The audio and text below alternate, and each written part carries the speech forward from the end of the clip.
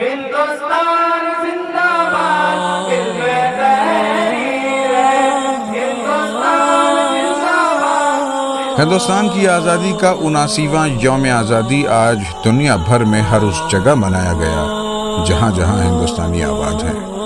ایسا ہی ایک خوبصورت آزادی کا جشن ستپوڑا پہاڑوں کے دامن میں واقع جامعہ اسلامیہ ارشاد العلوم عکل کوہ کے احاطے میں منعقد ہوا۔ جامعہ کے ہزاروں طلبہ نے اپنی سرپرستوں اور اساتذہ کی موجودگی میں ایک شاندار تقریب کا آغاز تلاوت کلام پاک سے کیا، جس کا اردو، انگلش اور مراٹھی زبانوں میں ترجمہ بھی پیش کیا گیا۔ اس کے بعد بارگاہ رسالت مآب صلی اللہ علیہ وسلم میں نذرانۂ نعت کے موتی بکھیرے گئے۔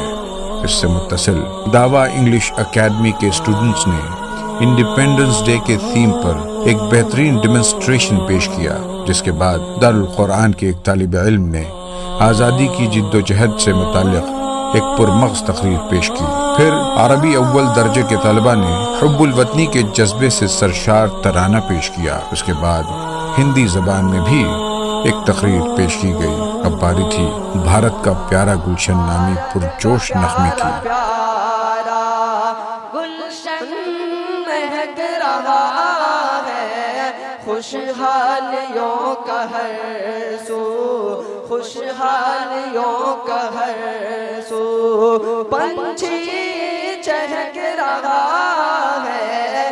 اور اس نغمے کے بعد ماحول اس مقام تک پہنچ چکا تھا کہ اب ہندوستان کے پرچم کو سلامی پیش کی جائے۔ چنانچہ رئیس الناظم جامعہ مولانا حذیفہ غلام محمد وستانوی کے ہاتھوں ترنگا پھہرایا گیا۔ اپنے خطاب میں مولانا موصوف نے سب سے پہلے تمام ہندوستانیوں کو 79ویں یوم آزادی کی مبارکباد پیش کی۔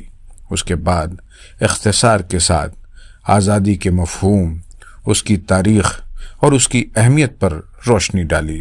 1757 سے لے کر 50 سال مسلمان بادشاہوں نے جد و جہد کی۔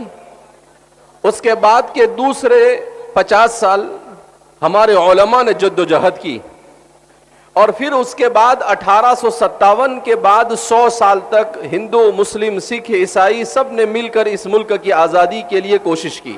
ایک انگریز مورخ جو اس ملک کا وائسرائے تھا اور پورے ملک پر انگریزوں کی طرف سے ذمہ دار تھا، اس نے کہا، میں ذمہ داری کے ساتھ کہتا ہوں کہ اس ملک کی آزادی میں اب تک کے مسلمانوں نے کم از کم 2 لاکھ مسلمانوں نے اپنی جان قربان کی ہے، جس میں 51,500 صرف علماء شریک تھے۔ آپ کی دعا سے پروگرام اختتام پذیر ہوا۔ واضح رہے کہ 100 ایکڑ سے زائد قطع اراضی پر پھیلا جامعہ مدارس کے علاوہ بہت سے اسکولوں اور کالجوں کے مجموعے کا نام ہے۔